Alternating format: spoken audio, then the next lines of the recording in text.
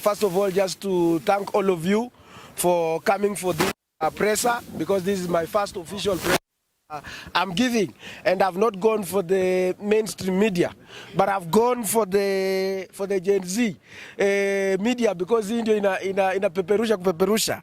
Sasa hii hata ndio inashinda hata mainstream media, kwa sababu sasa nyinyi ndio mko na following kubwa sana. Now I have the following to say. First of all is to condemn whatever happened, and I have this one to say. And this, the reason why I'm saying this is because Peter Salasya should not be treated like as somebody who is a very useless person. I'm an equal person and who has a very big following in this country. Right now, I'm known across this country, and I can be treated like among the top 10 politicians who are very powerful in this country, who can call shots. Peter Salasya is among them. And I want to say this in regard to what happened. And I want to remind the people, more so those goons of ODM who fought me, because I remember that day I went there to watch football. I didn't anticipate that there's going to be fights left, right, but I knew that football brings Kenyans together, and we were there. And they chased me, and when they chased me, I was surprised that they were beaten, because they chased a blessing and left behind maybe the bad omens behind. Anyway, let's continue now. Uhuru called Raila Kihi. Raila supporters or Luos did not beat him. Instead, it led to handshake. Number two, Raila called Uhuru Mlevi wa Bangi. Uhuru supporters or Kikuyu people did not beat Raila. Instead, it led to my brother. Ruto called Raila Muganga, Mchawi, Vitendawili. Raila supporters and Luos did not beat Ruto. Instead, it led to bread-based government.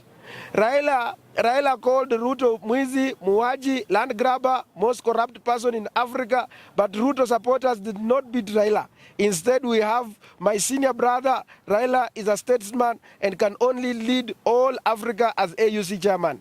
Salasya just called Raila conman and lying to Luya Nation for his stomach on TikTok, and is being hunted down like a rat and beaten by Raila supporters when going to watch an international match between Kenya versus another African nation, Gabon.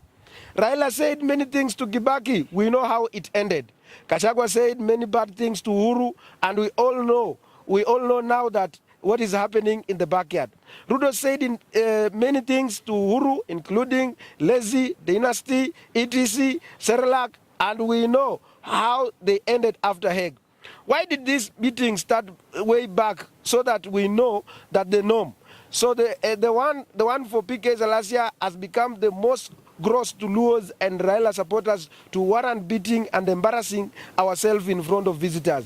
Raila supporters and goons beating Salasya because Salasya has said Raila time is over, and he has been cheating Luya people for his stomach is being equal to the young men and women abducted when they put people in coffins. Were it that Raila could have been president of Kenya, he could do worse than abduction. Political intolerance must stop. Thank you. Now Mhesh, niko na swali. I would like to know how it started pale Nyayo. Kuliendaje? Kuna watu ambao wanasema ni wewe ulianzisha vita, sijui ulianza kutosiana. Now let's hear from you, because you are there, you know what happened. First, mimi nilienda that day. Mimi nilikuwa peke yangu. I was just along with my friend, just a small guy called Jemo, rafiki yangu sana, with my driver. So tukaenda pale, sisi tukaingia. Wakati kuingia pale sikuwa na chochote, nilikuwa nimevaa sports, so I didn't carry anything. So wakati nilikuja, watu walianza tu kuniona kwa entrance. Na watu walaka wanaoniona walikuwa wamejipanga, na wale walikuwa na zile jackets zimeitwa FKF, wameandika FKF stewards. Na it's like hao ndio walikuwa wameifanya ni kama ni at stewards, ni wale watu wa kupatiana direction, but ila hali wao ndio watu ambao walikuwa wamejiweka ndio wani direct kwa nipeleke wenye goons walikuwa. Sasa hao jamaa wananipeleka, alafu something so funny, wale ambao nilianza nao ndio wale ambao walinifikisha huko, ndio walinitoa mbio na wakanipiga, na wengine sasa wakajoin pale. So it was a planned deal. Now maybe two questions from me. Number one, how bad was it? And number two, kuna videos of course umekuwa ukipost kwenye Instagram, and a lot of people wamekuwa wakisema umelipa watu. Maybe you can also address that. Salasya, watu wanapenda mimi Kenya yote. Na unajua kitu ambayo imeelicit kama Luya people is because people who attacked me, they were the same, yani walikuwa wanaongea the same accent. Accent moja wakijua accent, kuna accent ya Wakikuyu, kuna accent ya Waluya, kuna accent ya Wajaluo. Sasa ndio watu wangu wakasema hapana, mbona mnataka kutupigia, mnataka kutuulia mtoto wetu. Sasa ndio unaona kila mtu anatoa pale. Hata sasa wengine pia wamejoin. Sasa huwezi lipa zaidi ya watu 1,000,000 ambao wamekuwa wakitoa clips, wakikashifu haya maneno. Ni umeona hawa ni my young people. Unaona? Hawa ni my young people ambao walikuwa wanaongea. Kwa sababu sasa saa hii sisi tulikuwa tunataka kuenda kwa kuleta mabadiliko katika nchi yetu ya Kenya. How comes ati ya kwamba sasa wengine wameona sasa wako kwa serikali, sasa wanapiga watu kama sisi wenye tunaambiana ukweli. Na unajua mimi najiuliza, nimeuliza wale watu wa Guns ODM ama wale watu wenye wanaona ya kwamba niliongea vibaya na insult. Kuinsult mtu ni nini? Niliongea tu, wakati alisema tumerudi. Nikasema tumerudi kufanya nini? Umerudi kufanya nini? Kama umeenda Yesu, na wala alikwambia, uliuliza nani? Sasa uliulize. Hiyo ni matusi. Nikasema conman, political conman. He's political conman because you know his history. He has been in 3 governments. Consecutively, alikuwa kwa serikali ya Kibaki, alikuwa kwa serikali ya Uhuru Kenyatta, ako kwa serikali ya Ruto. Sasa political conmanship nikisema nitakuwa nimedanganyia wapi? Sasa mniambie leo, mimi nataka niulize wale watu wenye wanasema, you know, I don't want to profile any community, but now imeingia vita kati ya Waluya na Wajaluo, but sitaki kuenda to that extent.